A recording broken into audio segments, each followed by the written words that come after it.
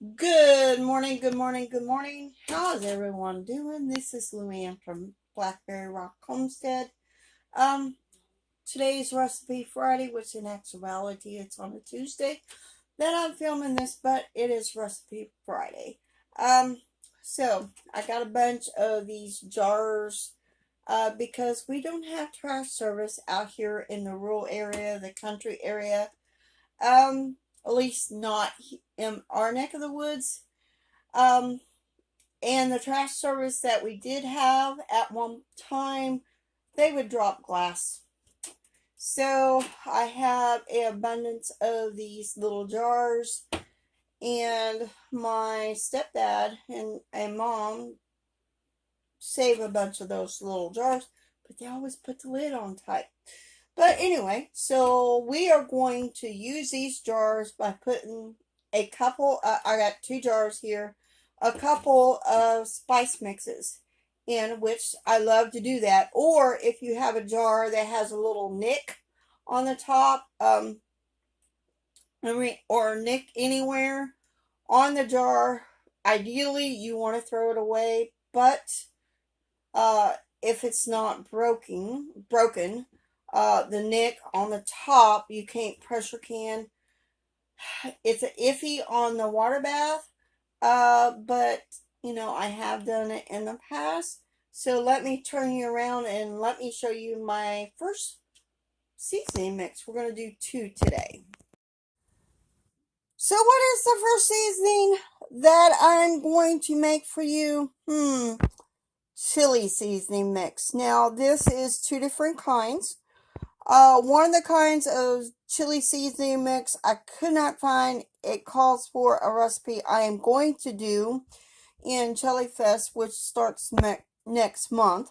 So I thought I'd bring you some chili seasoning mix first, and this is out of this book. So it says to use a pint jar. I'm using an old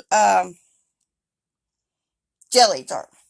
So, the first thing we need to add is 6 tablespoons of chili powder. Then we need to add 4 tablespoons of onion powder, 2 tablespoons of ground cumin, and 2 tablespoons of garlic powder. Then, the next ingredients is 2 tablespoons of dried oregano. I'm using Mexican oregano. 2 tablespoons of cornstarch, 2 tablespoons of paprika, and a teaspoon of celery seed. And I use smoked paprika. So it says to put the lid on tight and mix up. So that is, and every pound of ground beef, you're supposed to use a half a cup of this chili seasoning mix. And this makes a cup and a fourth.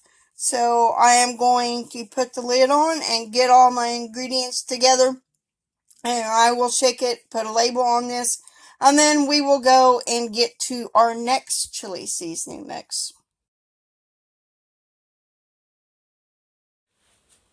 Now this next recipe I tried, looked high and low, went to several different stores, both in our small town and in a bigger town, and I could not find Lawry chili seasoning mix. So I had to look on the internet, and lucky I found one. So this is this seasoning mix. And the recipe is basically for 1 packet of the seasoning mix. I'm doubling it because the recipe that I'm going to be making for y'all in Chili Fest 23 uses 2 packets, so I'm going to be doubling. Well, you could probably triple it if you need be. So let me turn the camera around and let me show you how to make Lawry seasoning mix, chili seasoning mix, and this is a copycat recipe. For this one, I am using a strawberry jam jar. So the very first thing we need to add is, and I'm going to tell you the ingredients that the measurement for one packet, even though I doubled it. 1 tablespoon of flour. That's right, flour. A teaspoon and a half of chili powder. A teaspoon of cocoa powder. 3/4 teaspoon of salt. And a 3/4 teaspoon of minced onion, a half a teaspoon of cumin, 4 teaspoon of garlic powder, a 4 teaspoon of onion powder, and the recipe that I looked on didn't have the seasoning mix for oregano, so I used a 1/4 a teaspoon for oregano because it did say to add oregano. It's just a lady that posted the Lawry's chili copycat Lawry seasoning mix.